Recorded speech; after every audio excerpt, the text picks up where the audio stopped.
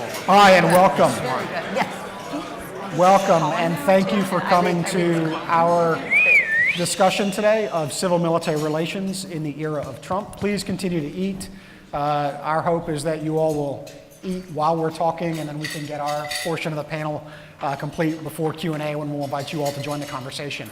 My name is Phil Carter. I lead the research program at CNAS focused on military personnel issues and also Civ-Mil relations, and it's a pleasure to have you all join us for lunch today. I'm thrilled, though, to introduce this amazing panel of folks. Their full bios are available online and through the app, but just to give capsule summaries of everyone sitting to my right and your left. Rosa Brooks is a colleague at Georgetown Law School, where she's Associate Dean for Graduate Programs. She's also a former colleague from the Office of the Secretary of Defense, and the author of How Everything Became War and the Military Became Everything. Terrific book on civil-military relations. To your left and her right is Kori Schake, fellow at the Hoover Institution at Stanford University, and author with James Mattis of Warriors and Citizens, a terrific book on civil-military relations. To her right and your left is Mackenzie Eaglin, a fellow at the American Enterprise Institute, also a veteran of OSD and the Hill and many other places around town, and one of the city's leading experts on defense budget issues and the intersection of Congress and the military. And on the far left and their right is Lieutenant General retired Mark Hertling, who served 37 years in the U.S. Army, culminating with an assignment as Commanding General, U.S. Army Europe. It's a thrill to have Mark on the stage. I worked for him briefly in the Army. He's a terrific officer. But most importantly, I'm told that he can rap the entire lyrics to Hamilton. The entire play. And we'll do so. I'll do so. In fact, I can take up a lot of time doing that. You don't have to listen to the pen. Which is terrific. That's a great biography on civil-military relations. Hamilton, of course, sets the die for so many of those issues during his tenure. So let's start us off with a few questions to get a conversation going, and then invite you to join. And I guess probably start with the prologue, which was the 2016 election. This was a bruising fight between two bitter partisans on each side, and it involved a lot of civil-military clashes, too. We had one candidate who had her own long relationship with the military, another candidate who said the generals had been reduced to rubble at one point. What are the effects of that election that we feel now? How is that affecting today's civil-military relation? And I'll just throw this out in order to each of you. What do you see as the after effects of the 2016 election? Too early to say, I think. I parted company with many of my friends by not being particularly alarmed by the number of generals and former generals in Trump's cabinet and in senior positions. My feeling was that we sort of make a little bit of a fetish about civilian control of the military, and we it's become a rule of aesthetics rather than a rule of ethics, of sort of people in uniforms can only do these things, people not wearing uniforms must do these other things, and we should be worrying. I always think that we should be worrying about a very different set of issues, that the underlying issue when we say we care about civilian control of the military, I think the underlying reason we should care is that we care about ensuring that power is constrained, and that groups that are capable of capturing the state have mechanisms that prevent them from doing so. I think that these days, as opposed to 1789, there are multiple organizations, not just the military, that have the ability to capture the state. And frankly, some of them, I think it's fair to say, some of them have captured the state. So I'm not particularly bothered by that. I'm more bothered by other things. I think that it is a little bit too early to say what will come of things like the president saying, I'm going to leave it to the Pentagon and the generals to make decisions about troop levels in Afghanistan, what we should do.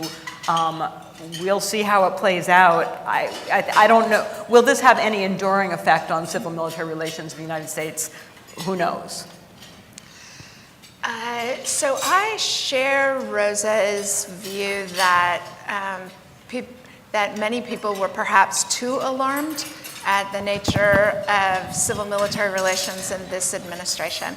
I think in particular, several of the people are being invested with a "you're saving the republic" attitude, and I think that both overstates their influence and also understates the importance of the institutional restraints.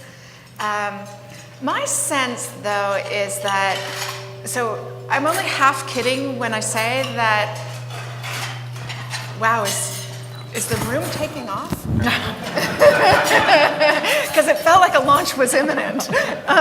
So I am only half joking when I say that I was really deeply believing that Mike Flynn was a terrific choice for civil-military relations, because I thought he would be such a disaster that he would succeed in helping Americans take our military leaders down off of pedestals and actually look at them as genuine human beings, not either comic book heroes of outsized proportions or a pitiable example. Mark is a comic book hero of outside proportions, but not all military personnel.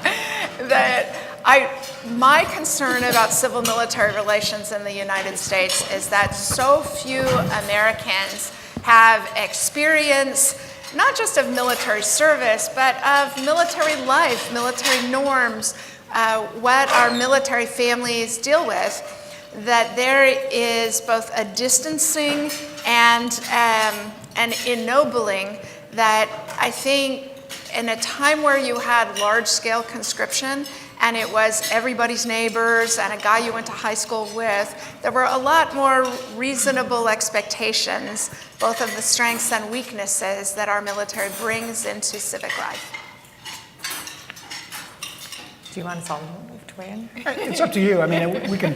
I think one side effect, one offshoot of the election that we see is this sort of unspoken new agreement of sort of less micromanagement from the White House. Mm-hmm. So like take the Moab dropping in Afghanistan. I know he didn't apparently inform Secretary Mattis. It was commander discretion. But, you know, it reflects what I think is, and when I speak to people currently in uniform, that they say, look, there's no official change in the rules of engagement, but commanders feel like they have a freer hand to be tougher and more kinetic, if a poor choice of term. But so I think that's one offshoot, and this president seems to think that, you know, revel in that, think that's a good thing, think that's helpful because it's so different from what he perceives as the last president.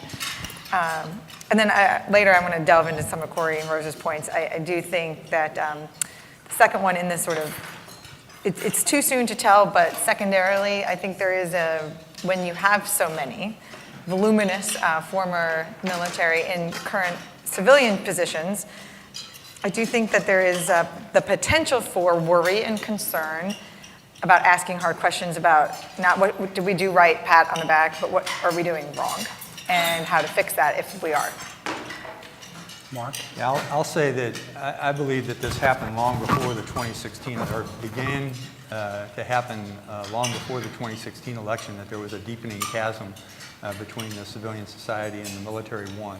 You could see it in the way we were on bases and isolated and doing things that other people didn't understand. When you understand that there's less than 1% of the American population that serves in the cloth of our country, it's hard to get the other 99% to understand what that 1% is doing, is being asked to do.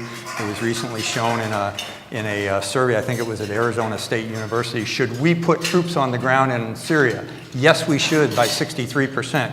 Do you want to be one of those? No, by 0%. So it's just one of these, let someone else do it for us, number one, a lack of understanding of what the military is doing, number two, and third, and I'll go with what's already been said, this glorification of people who wear a uniform and we support the troops, when sometimes that glorification should not be done.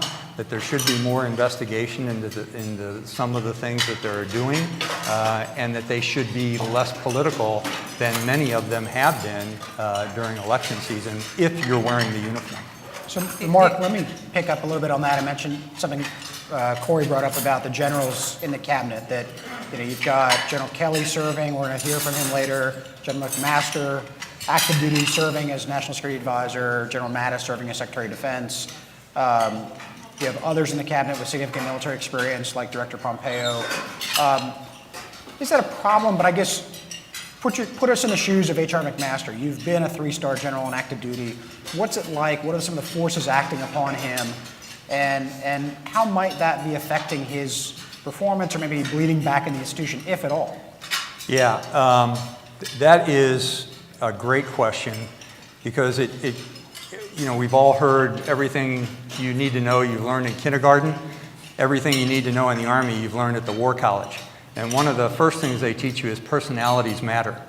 So when you have a group of people who have a set of personalities that are grown up in terms of, they grow up understanding transformational versus transactional leadership styles, selfless service versus win at any cost, building teams versus one-on-one relationships, it becomes problematic. So I think when you take an active duty individual, and that's different from General Mattis, Secretary Kelly, when you take an active duty member that's part of the cabal and bring them in, there are expectations from an active duty lieutenant general.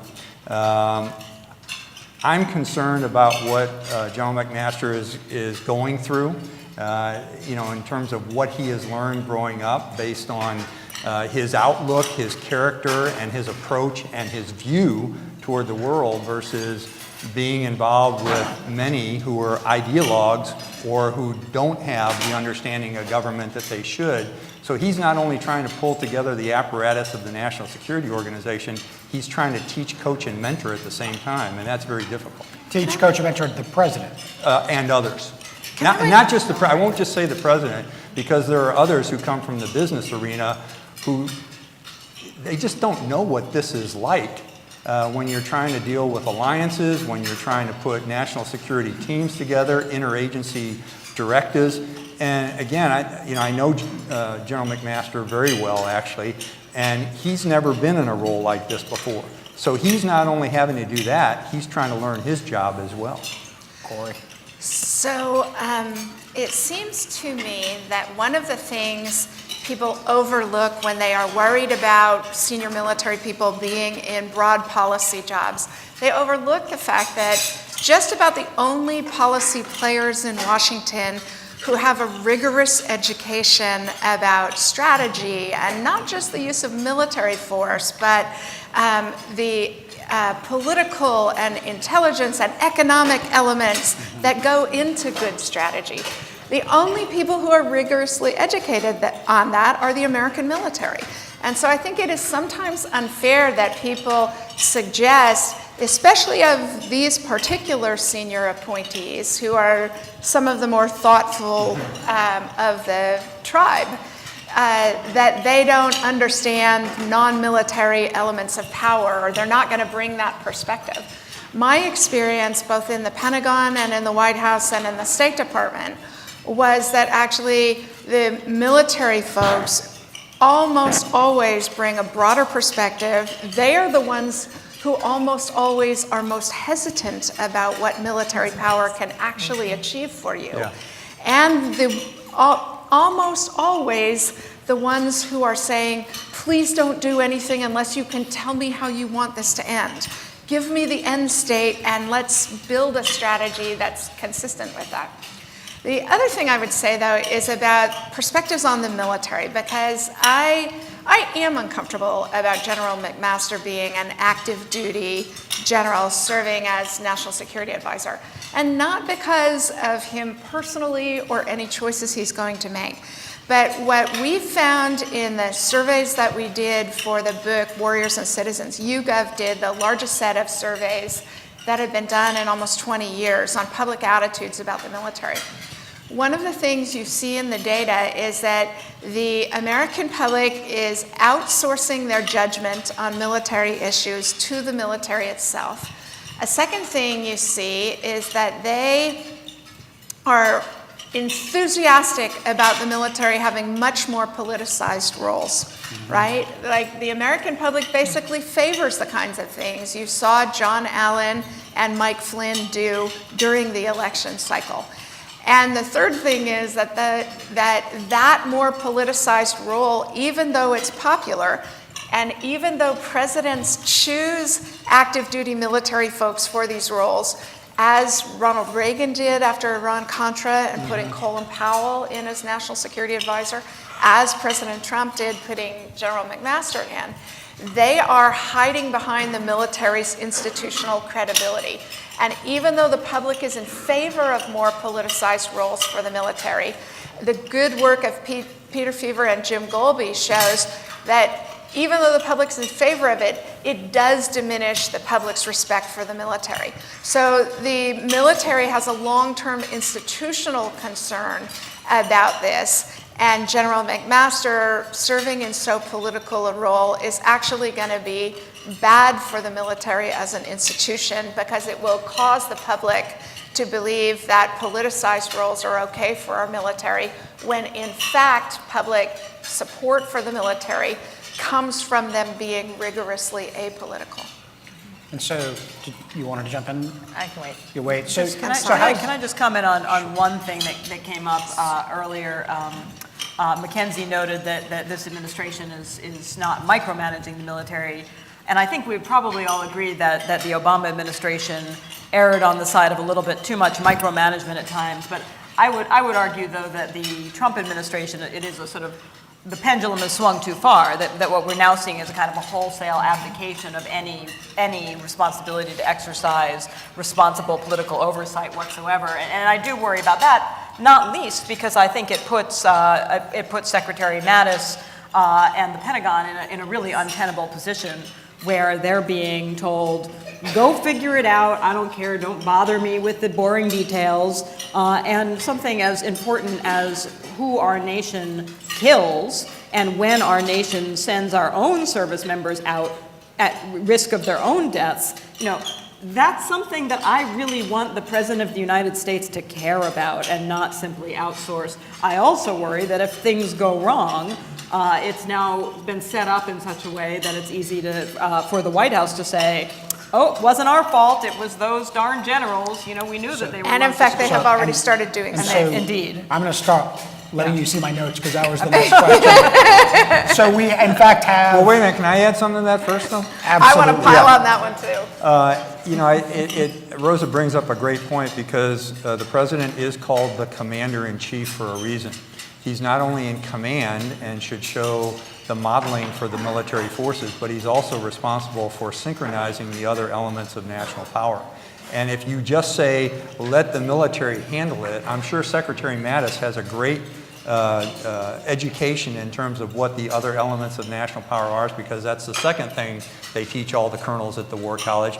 But how do you bring those together when there might be infighting within the government? Thank goodness he's got a great relationship with Secretary Tillerson, or so it appears. But what about justice? What about the economy? What about information? What about the, so I'm just very concerned that there should be someone as the commander in charge to synchronize all elements. And I have one more objection to add to the objections that Rosa and Mark already put on the table, which is that nobody but the President of the United States can talk to the American people about what we need to do in the world, what we are going to expend of our blood and treasure to do it, and build the sustained public support for it.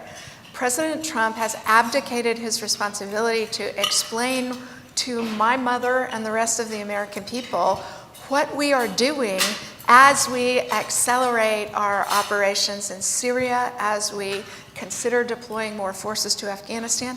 I think there are very good arguments to make for those changes, but nobody but the president can make the case to the American public, because nobody but the president aggregates all of our societal preferences across domestic and international and national security issues.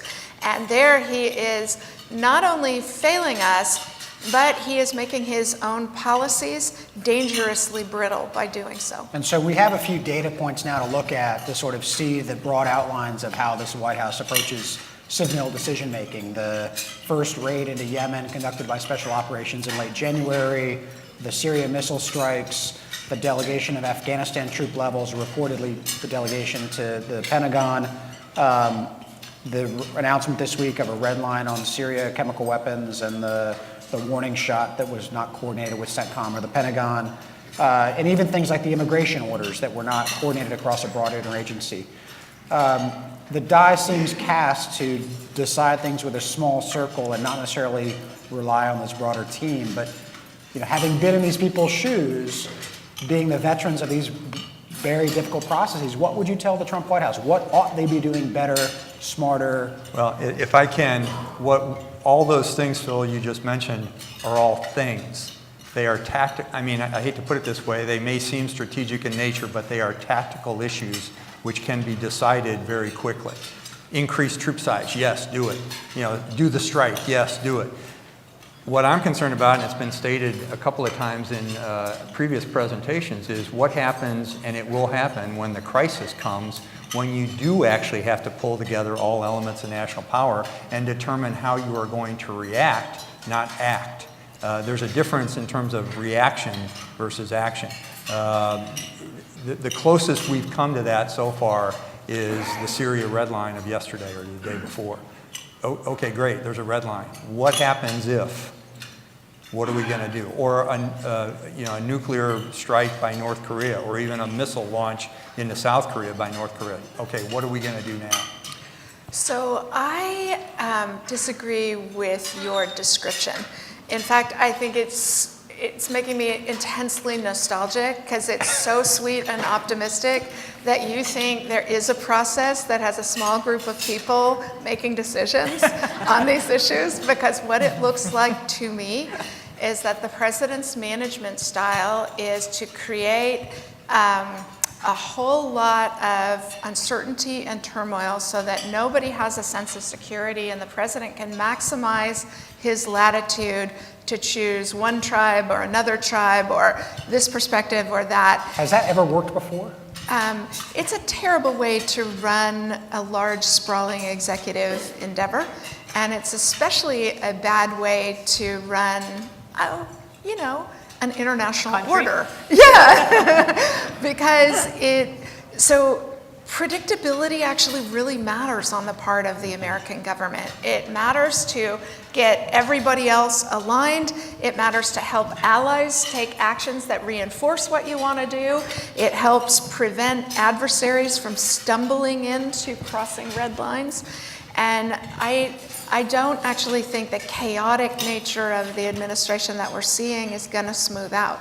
I think this is actually how the president wants it, and that means that's how it's going to be. So Corey and I do a podcast together, which we hope you'll all subscribe to. It's called The Deep State Radio. That's shameless promotion. Shameless right promotion. there. We found ourselves having a discussion on a recent episode of our podcast where we were busily lambasting the Trump administration for its lack of a coherent strategy, lack of a coherent national security strategy. And we thought, well, gee, come to think of it, we used to spend a lot of time on our podcast lambasting the Obama administration for its lack of a coherent national security strategy. What's the difference? We decided that the difference was that the Obama administration put out there the idea that don't do stupid stuff. I think they used a different word, but don't do stupid stuff was the sort of strategic approach to the world, and that was roundly criticized, including by Hillary Clinton as a presidential candidate, as don't do stupid stuff is not a strategy. That's, that it's necessary but not sufficient, but you need something more. I think our conclusion about the Trump administration is that same lack of strategy, except they've abandoned the don't do stupid stuff proviso. McKinsey, do you want to wade in? I do. So Washington, as a card-carrying, establishment member, swamp, whatever. Part of the deep state. The blob, yeah, right, okay. I can say this, I guess. We'll come back to the deep state. Washington loves to focus on inputs, and I would say that sort of reflects these points. And same thing with the president thinking these tactical things are having a bigger impact, I think, than they are. But when I look at defense budgets, I like to say, not what's the dollar amount, but what's it buying you? What are you getting for that money, for that $700 billion a year or whatever? Same thing, I would tell the Trump White House the same question should apply. What effects are you trying to achieve with each one of these actions. Is it just ISIS, or what about Assad? Are you going to keep him in power or you're not? If you're keeping him in power, you're going to work with him. If you're not, what about the chessboard with Russia and all the issues with Qatar and everywhere else? So it's too easy to turn the telescope and just focus on the very small daily So issue. I'm glad you mentioned budgets, because I've wanted to talk about that a bit. Today is NDA markup for the House Armed Services Committee, I think, Yes. or Senate? Yes, and both. In both.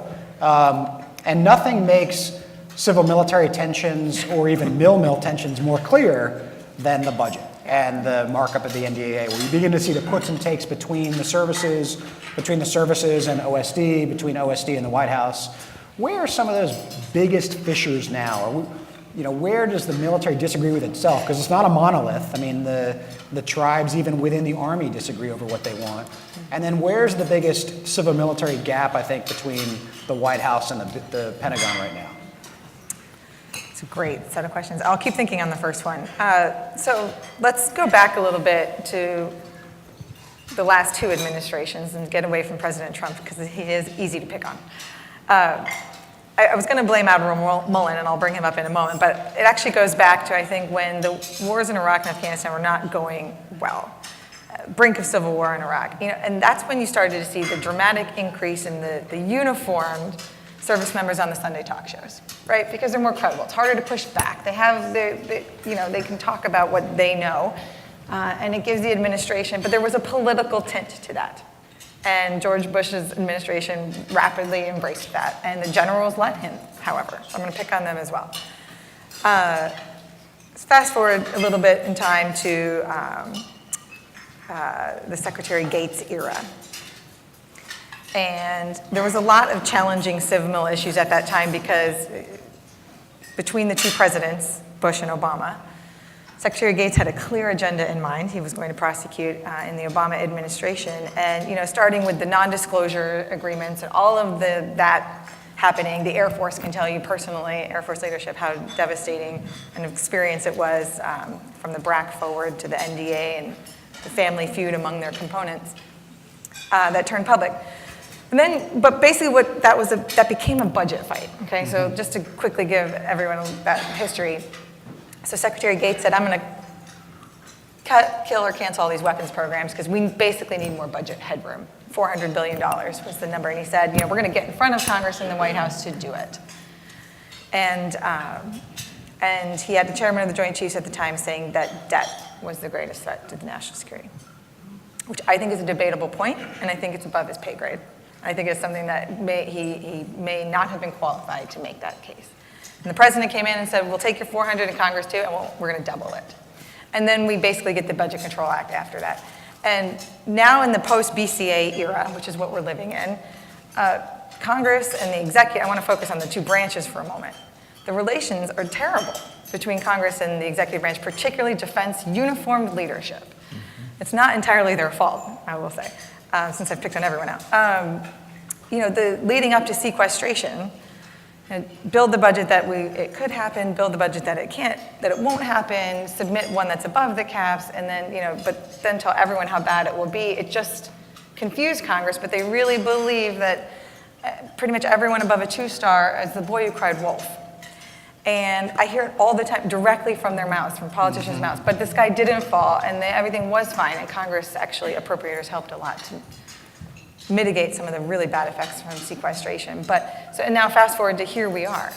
And you don't just have, I would argue, a large number of, I'm not as comfortable as these two brilliant panelists, but it's not just a large number of uniformed and civilian positions now, but it's also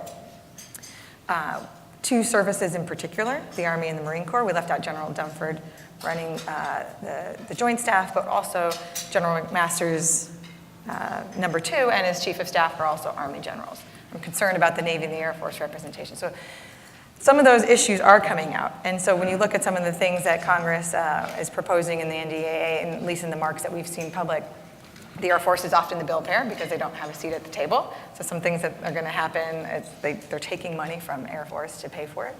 And I think that reflects their lack of influence in general around Washington. But some of the other issues are really about this top line fight. What's the number? Is it 640? Is it 603? And Secretary Mattis is trying to thread the needle, but I worry he's already behind the 8 ball. And I'll stop talking. If you wanted me to go deeper on that one, I will. No, I mean, it's terrific. It does seem, though, that there's already a Civ-Mil tension here between the president and his military leadership where, he comes in pledging to do right by the military, to make the military and America great again, but the budget is somewhat paltry, and it's far below what the Pentagon would like just to buy themselves out of the sequester hole, let alone get to the place they want to be. So it's actually worse than that. I basically always think there's too much money in the defense budget. Like, I think good, solid conservatives like me ought to be really cheap. And with apologies to Charlie, I basically think as long as there are 2 manned fighter programs of record, there is too much money in the defense budget. That said, even I now think that we are underfunding defense for a couple of reasons. First, because the Trump administration clearly intends to expand our operational responsibilities, the plus up in Syria, the plus up in Afghanistan, moving to, aggressively against terrorist cells in other places, the increase of operational commitments because of North Korea. So requirements are going up. Second thing is the international order is objectively becoming more dangerous. So there are going to be more demands on us. And the third, the budget, I defer to Mackenzie on all things budgetary, but it looks to me like what this budget does is what it gives in budget authority, it takes away by shrinking OCO over the course of the timeline. So it's a wash as near as I can tell. But again, I would defer to Mackenzie. That's well said. So what's There's what's a a fourth general point. If I can add a fourth point to what Corey just said too, there's a fourth point, and it's the shredding of our alliances. That concerns me greatly because all the time where we've had the increase in operational tempo, the other 3 areas, reduction in the budget, the mission expansion, you also have not playing with alliances as part of, it seems to be the messaging, which concerns me, having spent the last 10 years of my life playing with alliances. So what's and I want to draw you into this too, because you wrote that brilliant piece a year ago on, sort of when the military ought to dissent or when we can expect them to. Sort of what's a general to do in the situation? What would be the way for General Dunford to step up or the service chiefs to step up to register their discontent with this budget, to signal to the Hill that they're discontented, or do they let this play out above their pay grade between the president and Congress? What's the right answer?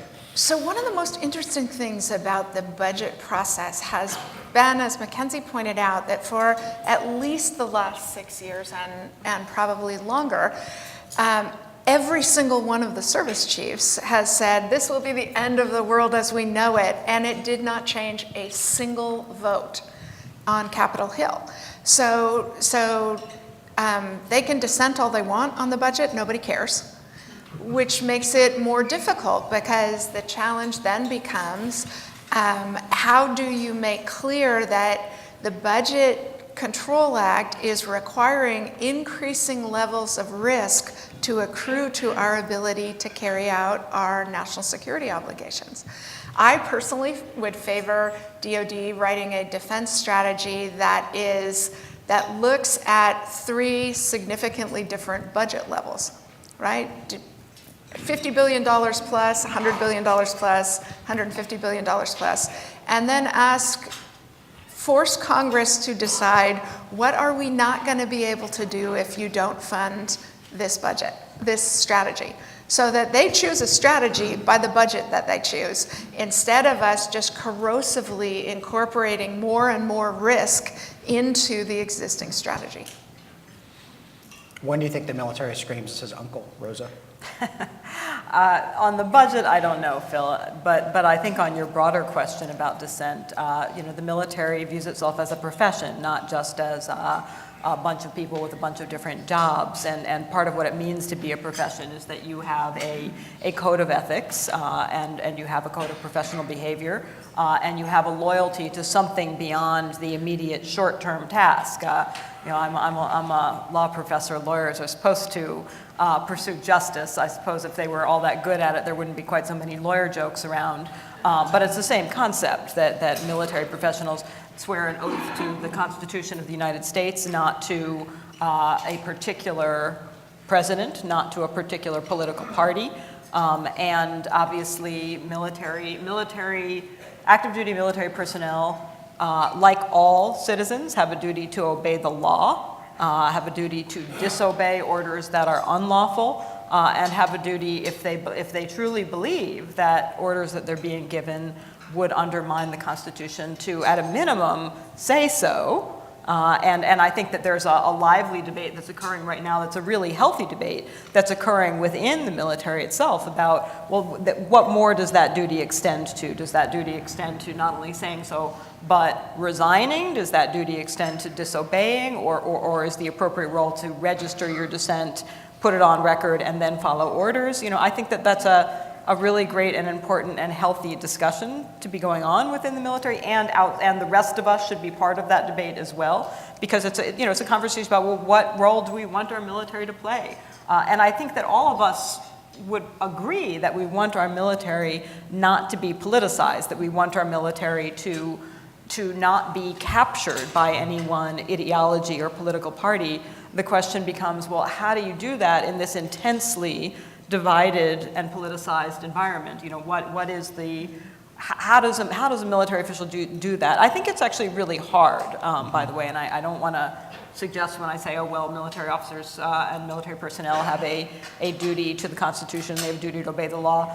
That's easy to say, hard to do in practice, because the kinds of examples that tend to come up when people are sort of trying to test this proposition are, well, what if you were ordered to commit war crimes? And I've always thought, well, that's easy, right? Somebody says, I order you to commit war crimes. You say, no, sir, can't do that, against the law. Easy. You know, the harder challenge is when somebody says, as happens more often in the real world, do this thing, and you think, boy, I think that would be deeply destructive of our democratic order in subtle ways, or, well, I think waterboarding is torture, even though you found a bunch of lawyers to say, no, it isn't. You know, that in the real world, people are rarely presented with a nice black and white, I order you to violate the law, oh, okay, no, I can't do that.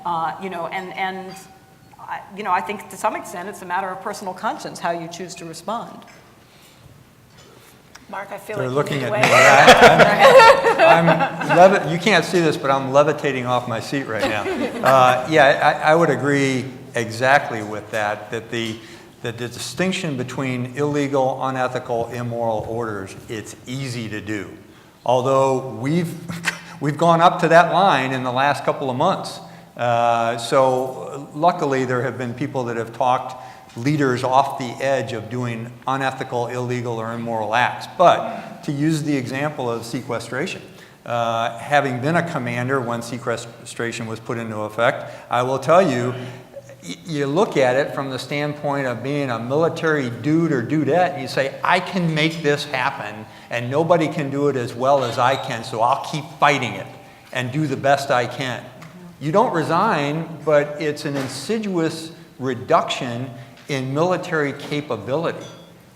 And it doesn't come up and smack you in the face saying, hey, you're unethical in your approach because you're allowing this to happen. You do the best you can. And it's hard, but it never crosses that line to where you say, I'm going to resign. I don't know, that's a hard call to make. So one of the things that's sort of raised by your comments, and it's been raised a lot by the White House, is this idea of the deep state. And the extent to which there is a massive, you guys even have a radio show called the Deep State Radio, you know, that there is this institutional presence within the defense community and the intelligence community, and that this block of the blob is actually running America, running its national security. If only. And that, yeah, well, on one level, if only, that also appears to be a kind of civil military skirmish that we're now fighting, and the White House appears to be continuing to wage a war on the deep state. So what should we make of that? I why have civil really military strong views about this, which is that there is a deep state in societies that are unfree, right? Shadowy forces who prevent elections or properly constituted leaders from doing what they want. That the Egyptian military controls 30% of the Egyptian economy is the deep state. What people in our current febrile political environment in our own dear country are doing is characterizing political disagreement as though it were insidious. When the White House talks about the deep state, what they mean is the rule of law, right? There are institutional and legal and normative boundaries on what a president can do. And that is not an insidious force in the United States. That is the rule of law. And it is not only the rule of law, it's the notion that there does exist these things called facts that are real, and saying, oh, they're fake doesn't make them less real. And I think that when we see career civil servants, scientists, for instance, in the Environmental Protection Agency, saying, climate change is happening, you know, to be able to say they're not making that up for fun or because they're Democrats or something, that they're saying, this is what I see based on the evidence. And you can argue about the nature of the evidence if you want to, but you can't just get up and say, aha, it's the deep state trying to dismiss me. And I do. I am not currently a U.S. government employee, which is why, of course, I get to sit up here and say whatever the heck I want. But having been one and having many, many friends who remain U.S. government employees, I get very angry on their behalf at the degree to which their dedicated service and loyalty to principles of professional behavior is dismissed for political reasons. And I think it's something that we all need to really push back against. I was having a couple of adult beverages with some younger members of our Army last week, and one of them was making an argument that we are in the throes of a potential insurgency. Our government is conducting an insurgency. So there are some that believe in the rule of law as a requirement to conduct a counterinsurgency to that. I never thought we would get to that place, knowing our institutions. So we'll go for questions in a minute, but I want to actually ask you for a sign of hope. So what in the last 6 months do you see as a positive? That's Corey's job. Yeah, that's my wheelhouse. What's something that we should see as a glimmer of hope? I do signs of the What is- apocalypse. She does signs of hope. It's true. Is this the canary in the coal mine again? If you take it so. Okay, all right, good. But what's been going well?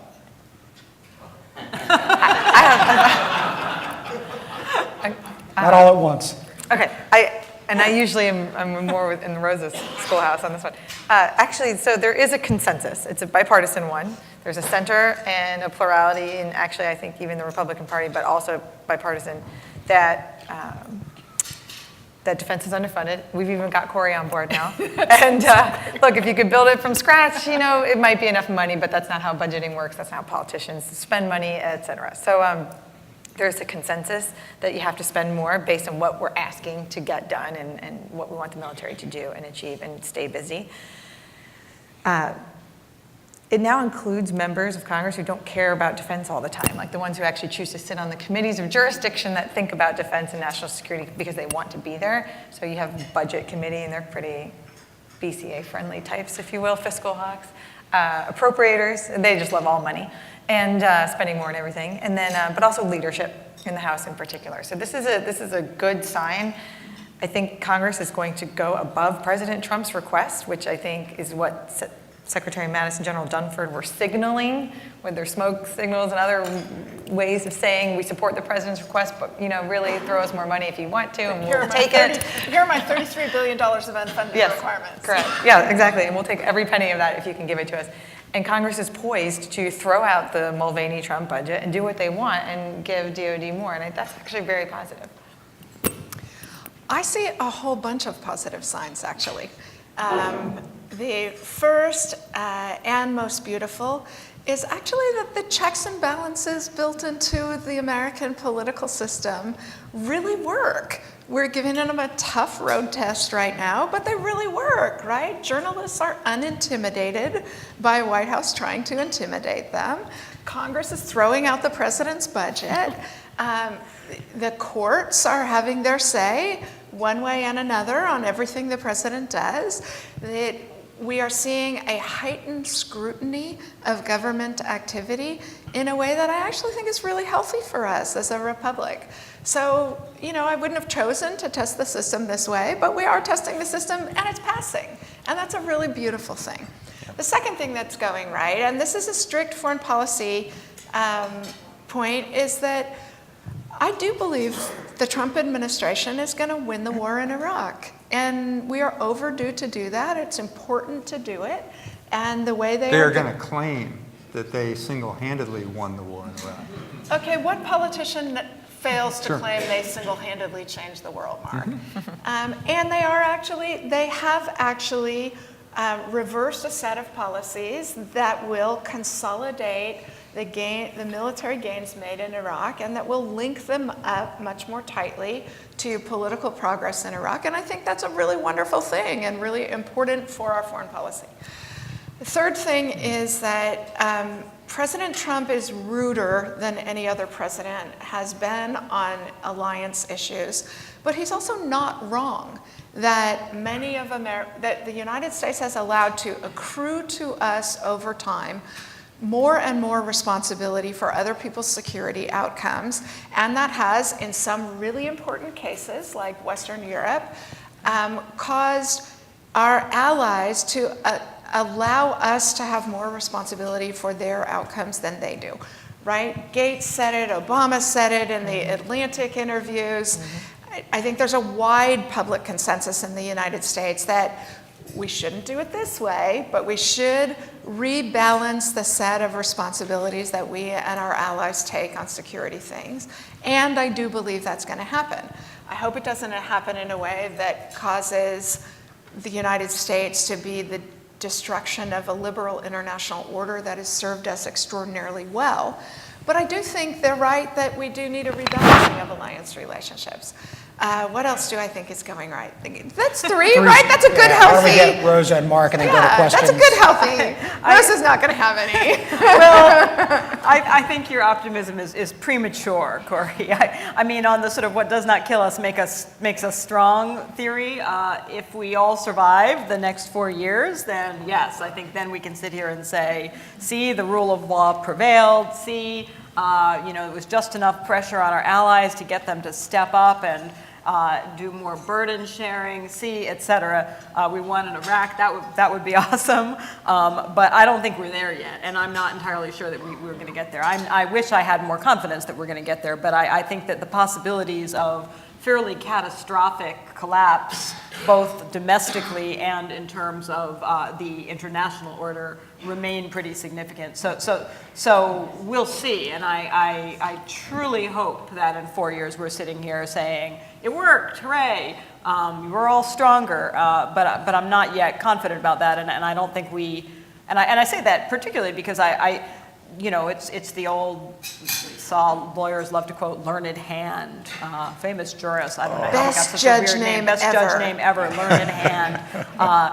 With something, I won't get this exactly right, but he said, liberty lies in the hearts of men and women, when it dies there, no court, no constitution, no law can save it, no court, no constitution, no law can even help it. And I think it's like the Ranger Creed for lawyers. It is absolutely the Ranger Creed. And it's true. I think this is not the moment to go, oh, good, the system can self-correct, yay. If the system is going to self-correct, it's going to be because every single one of you over the next 3.5, 4 years makes darn sure it self-corrects by doing your jobs, by speaking out as citizens, as public servants, et cetera. It's not going to happen by itself. Hear, hear. Anybody ever work for a boss that you hated, and how everybody had to work systems around that boss to get things done? That's what I think is happening right now. It would have been, had the other party won the election, I think there would have been the continued divisiveness that we've experienced over the last 20 years. So maybe this is bringing us together. And if Phil would allow me to wrap the second act of the play, we've been through this before. And we are a great country, and we will survive, but it's going to be hard. And it shouldn't have to be this way. But I think we're going to pull some things together. What I'm concerned about still is that existential crisis that is potentially out there in a variety of ways that could affect our country and take us beyond what we're talking about and getting our act together. And there are many things that could cause that to happen. And when they do, we better be ready for it. And I think we'll hear about that this afternoon from General McMaster and Secretary Kelly. So I want to invite everyone now to join the conversation. Raise your hand, and then I think we have a microphone coming around. And I think I saw your hand first, Alice. So Alice. Hi, I'm Alice Friend. I'm an adjunct fellow here at CNAS and also with CSIS across the street. And I'm a friend of the show. And my question is, pursuant to what you all were just talking about, let us say we survive the next 4 years. Are the patterns of civil-military relations that we're setting today, are they going to endure? What's going to be the long-term civil-military legacy of this president, given what we know today? Or are we going to revert back to status quo antebellum? So I actually don't think this president's choices so far are all that important on civil-military relations. But I do think there are a much longer trend line towards greater politicization of the military, towards public support for that greater politicization, and the resultant diminution of public respect for the military. We see that in the data that we collected for the book Warriors and Citizens, that all three of them are very strong trends. Politicians have such strong short-term incentives to have the suits hide behind the uniforms, and that only further diminishes public confidence in the suits and increases public support for the uniforms. And as Mackenzie said, President Trump's not the first to do that. President Obama wasn't the first to do it. President Bush did it in rebuilding support for the surge in Iraq. So I think all of those things are happening in a way that are taking us, as Rosa has argued, the model of civil-military relations that all of us are operating in is fundamentally being recalibrated before our eyes, and it has very little to do with President Trump. yes, sir, in the brown jacket in the middle table. Charlie.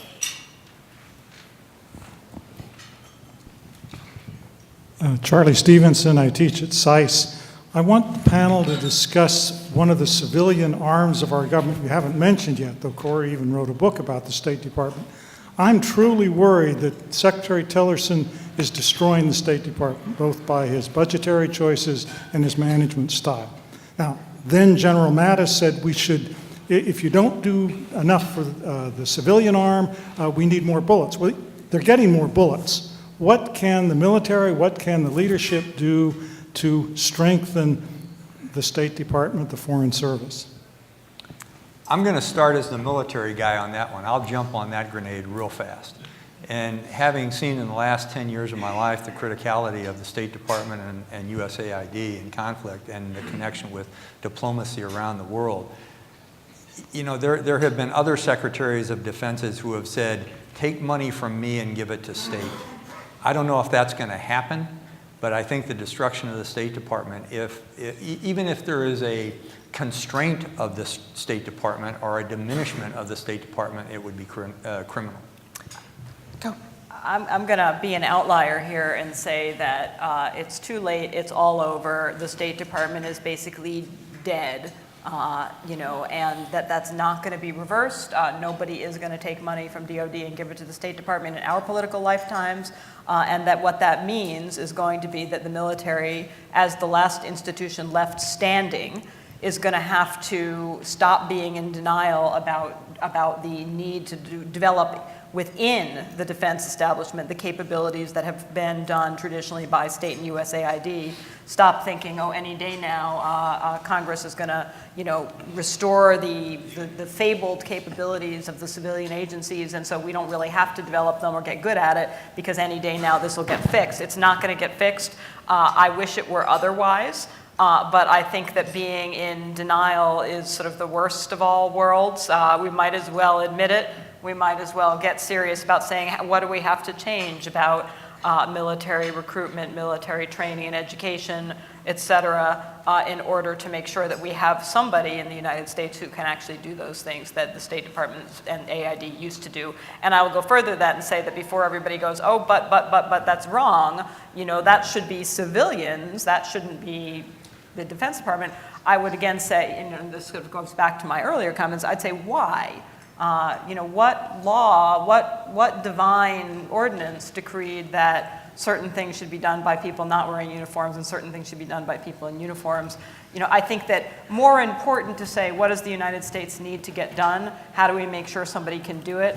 I don't really care all that much who does it, and I think that the sort of traditional reasons to care, and which were significant, including things like worry about the shrinkage of humanitarian space, and the militarization of foreign assistance, the train has left the station. I don't like it, but I don't see how we get it back. Mackenzie, do you have a dissenting view? I mean, is there even room for an efficiency argument here to say an embassy is cheaper than a garrison abroad, or diplomacy can be an economy of force measure? I was thinking, actually, in this case, there's some sympathy on Capitol Hill to the dramatic level of cuts. There's obviously anger across the board at the White House for the lack of personnel who help make policy everywhere, including the State Department, but in particular the State Department. I mean, I think there's 5 assistant secretaries. I'm not a state person. And all of those, no names have been sent over, and there's a great concern. I think that there might be some glimmer of hope that Congress can help, which I'm surprised that I'm saying. That just shows how draconian the president's budget is to raise defense at the expense of these other national security priorities, which is interesting. It takes a unified Secretary of Defense and Secretary of State. My understanding is they're very close, and in fact, because Secretary Tillerson's a geographical bachelor, Secretary Mattis is unmarried, and until recently, President Trump was a geographical bachelor. I hear they have dinner weekly, all the time, the 3 guys. So, but if Secretary Tillerson doesn't want the money or doesn't, right? I don't know. So anyway, there may be some hope, but. If I can just go back, and this is always a difficult thing to do, is to argue with someone who's written a book about this subject. So Rosa, please excuse me for doing this, but I just find that anathema. If you tell me today, hey, you're now the ambassador to name that country, I'd say, great, I got this whole new set of wardrobe, I can go do that. I've done the kinds of things that ambassadors and diplomats do, both in combat and in peacetime, so I sort of know that. But here's my concern. When you're wearing the uniform, you're concerned primarily about the armed security of the state. That is what the military does. It's very hard to shake hands in the morning and be prepared to kill in the afternoon. So I don't want to see the military and the State Department come together. I think they both have different charters, and we should ensure they're like that. So for about the last 15 years, all of us good government types have been wringing our hands and talking about the essential nature of whole of government operations. And for the last 15 years, our government has proved incapable of it, irrespective of funding levels. Yes. And what we have seen is an enormous shift of what should be inherently civilian activity into military channels. It's actually not true, Mark, that secretaries of defense have offered their own money to the State Department. They all traipsed up to Capitol Hill and said, you need to give them more money. None of them said, and in my budget, here's $50 billion because I actually need diplomats who can shoulder their share of the burden. Who is talking about Asia policy? It's the PACOM commander. And not just certainly because nobody's been appointed in state, but also because that is where the center of gravity of American foreign policy now is. And I think it's tragic. It's partly the result of funding cuts. My bet is that we'll end up with about a 15% cut in state and USAID. Secretary Tillerson testified in his budget hearings that he's not going to make senior appointments until he finishes his reorganization plan, and that will not happen until January of 2017. So it's going to be mid-2018 before you have a senior leadership, by which I mean to say they have abdicated responsibility for American diplomacy. And that means Harry Harris is going to be our major diplomat in the Pacific, and the CENTCOM commander is going to be the major diplomat in the Middle East. And that's actually really bad for the United States. I want to push back by raising a question that we don't have time to talk about here, but I think is a really important one. And I too, I like the old world. I thought it was better. But I, part of what is motivating my comments is just saying, we need to distinguish between what we would prefer and what is realistically likely to happen. And if what we would prefer has no realistic likelihood of coming about, then we need to deal with where we are. But I'd also ask a broader question. Corey, you said there are some tasks that are inherently civilian. And I guess the question I would raise is what does that mean and why? And in today's world, when the possibility of massive disruption and even lethal disruption can come from cyber activity, could come from bioengineered viruses, could come from financial manipulation. What do we even mean by saying some things are inherently civilian, and why do we feel that way? And that's a longer discussion, but I think that it's not clear to me when we say that we really have today, as opposed to 200 years ago, have a coherent political theory of why that should be so, I guess. That's fair. Corey may have Do you want me to coherent answer it, political or theory do you of want us to fight about this another Let's time? put a pin in that and then And I accept the possibility that Corey does have a coherent political theory for why this should be so. so We'll spare you Alex, it, though. Alex Wagner, formerly of the Department of the Army. Rosa, this August, you're going to have 600 new law students show up at Georgetown Law. And the dean will say, you guys are the best of the brightest, and this is the best class ever. But I think if you took out those students who are veterans and those who come from military families, the number that would say that 15, 16 now years after 9/11 we're at war would probably be close to zero. I'm sorry, the number who would say we're at war would probably be who close know to that zero. We're at war would be Yeah. zero. And that's my premise, and feel free to dispute that. But in DC, we've been talking about renewal of the authorization for use of military force for some time. What impact do you think it has on the country, on civilians in particular, who are not associated with the military, who haven't served, who don't come from military families, who don't live near military installations, to have 16 years of a war that's been paid largely off the books, where they're not fighting, they're not dying, they're not coming home and encountering people who have, and the impact on the divide between those who serve and those who are being protected. Yeah, that's a great question, Alex. And Alex is also a colleague teaching at Georgetown as an adjunct professor. I think you're right that the majority of American civilians do not, in a sort of day-to-day sense, feel the impact of our ongoing wars. And I think they don't, there's a short-term, long-term thing. They don't feel it, they don't see it, they don't know anybody who feels it or sees it. That doesn't mean it doesn't affect them. It is affected, it's sort of much like a slow-acting cancer. It will hurt them later.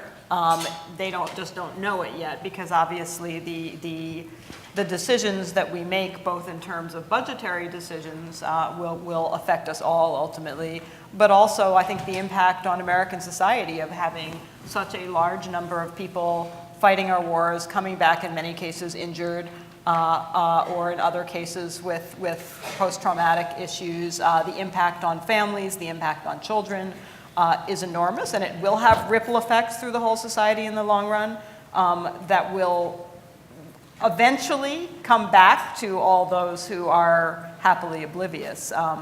But I think you're right. I think that I read an interesting book and a somewhat depressing book a few months back that I was reviewing. It was a book called Forged by Fire by Francis McCall Smith and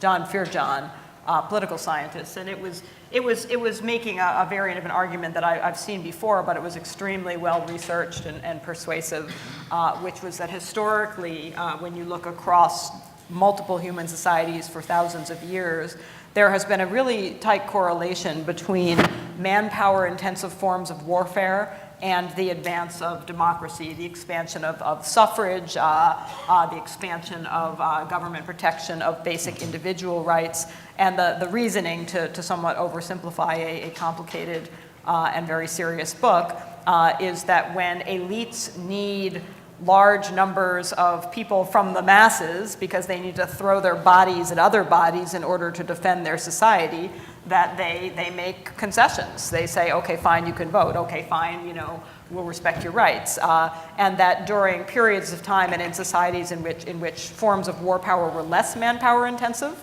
where you didn't need mass armies, that there tended to be retrenchment in terms of respect for rights and in terms of the suffrage.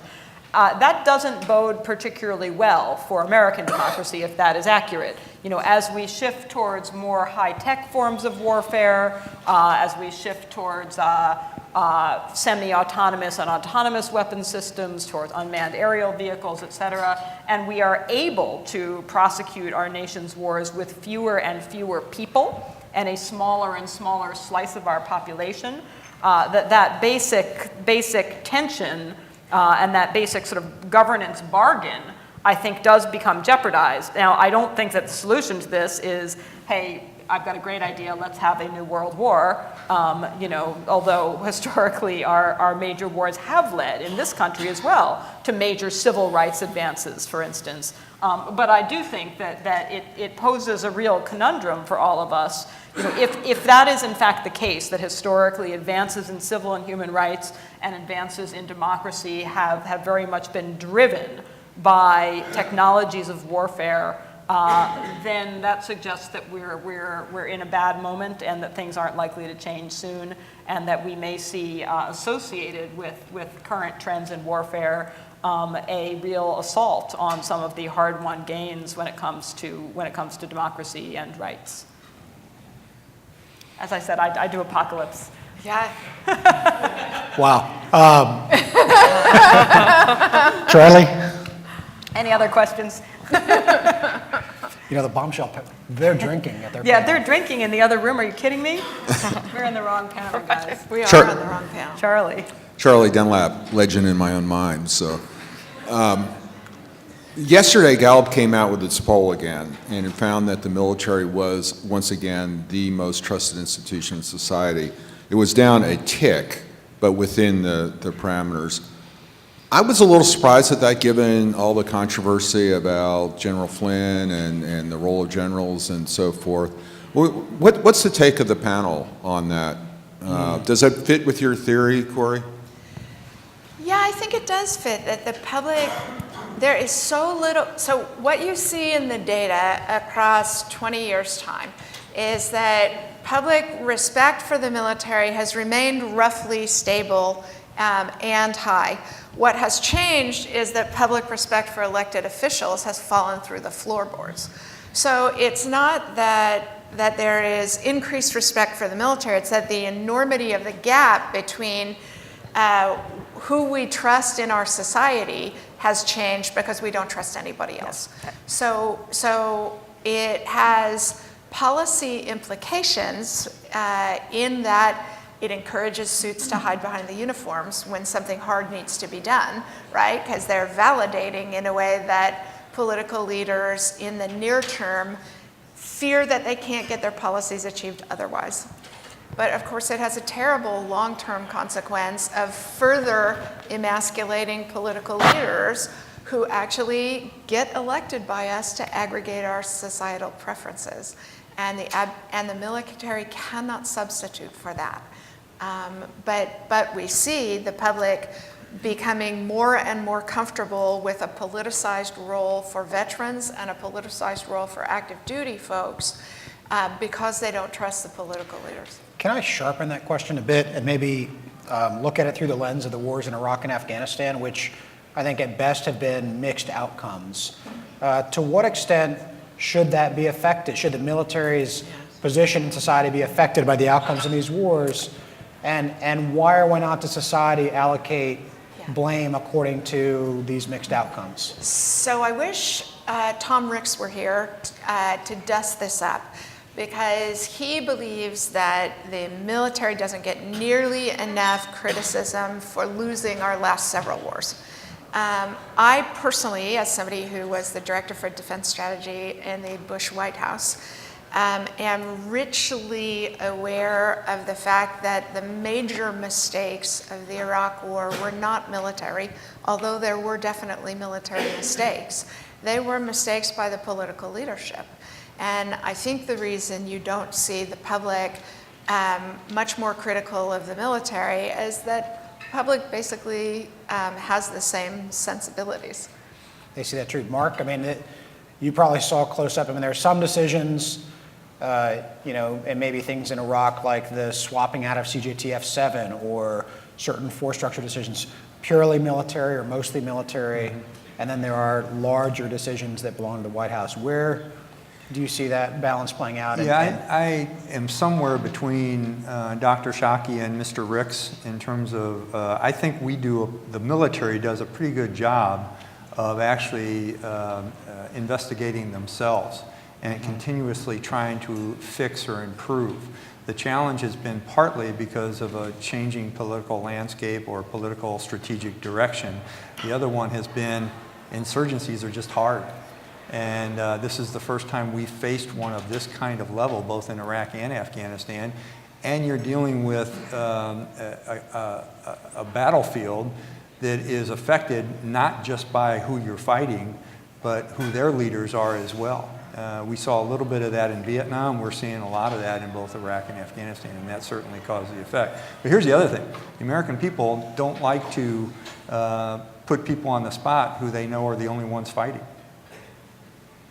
That's fair. I think I had gotten the signal to wrap up as you were talking, so I'm going to close us here and thank the four of you for joining us today, and thank everyone for joining us in this conversation as well.